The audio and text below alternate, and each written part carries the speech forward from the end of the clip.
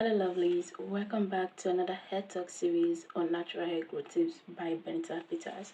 Today we're going to be talking about high porosity and low porosity. We're going to be weighing the preference, pros and cons of hair. So if you want to know all about it, do keep on watching the video.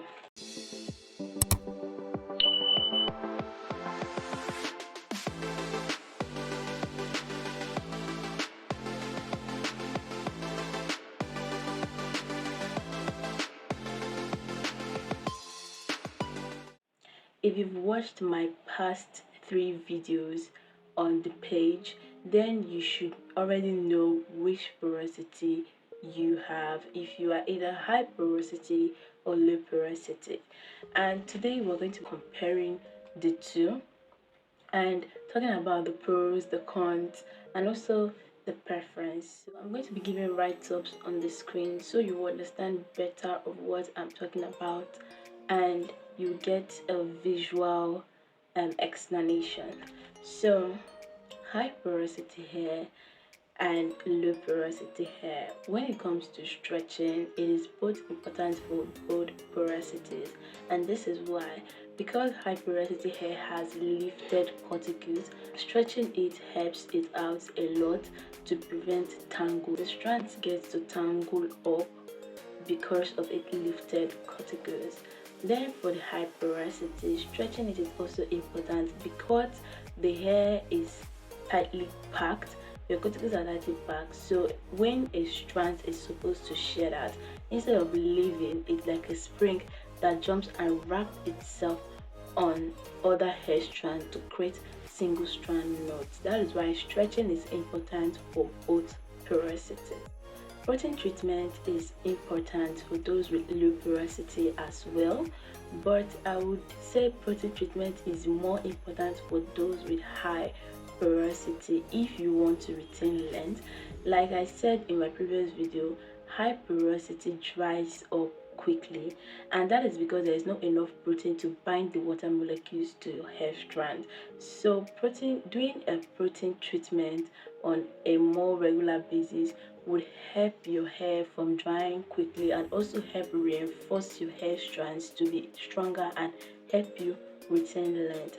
And for those with low porosity, you might want to do deep moisture treatment on a more regular basis than protein treatment because your hair already has lots of protein, and moisture treatment is going to help you retain more length, especially those with coarse low porosity hair. Moisture treatment will help you manage it more better.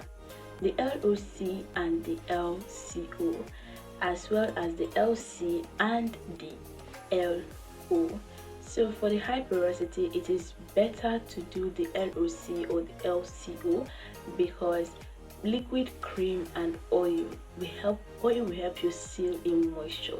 You can as well do the liquid, oil and cream, of which I would be making a video very soon about the difference and the importance and how to go about LCO and LOC method. But for those with high porosity, you might want to carry out this method because it is important and will help you seal in the moisture you have in your hair.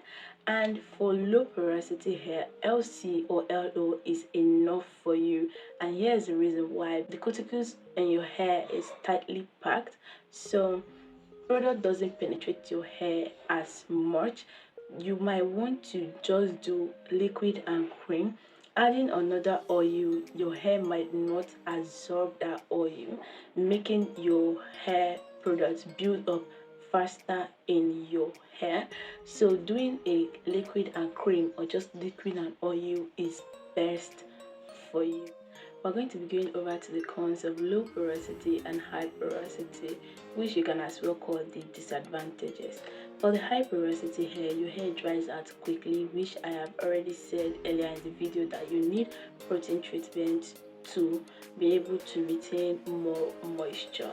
And for the low porosity hair, your hair doesn't dry out quickly, which can be annoying because it can take forever for your hair to dry out. For the high porosity hair, your hair tangles a lot more easier, but for the low porosity hair, your hair creates single strand knots quickly.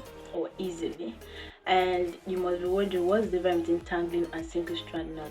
Well, there's no much difference between the two, but just know that for your high porosity hair, your hair tangles because of a lifted cuticles, and for low porosity hair, you create single strand knot because your hair cuticles are tightly packed, and instead of it shedding, it gets tangled up with other hair strands.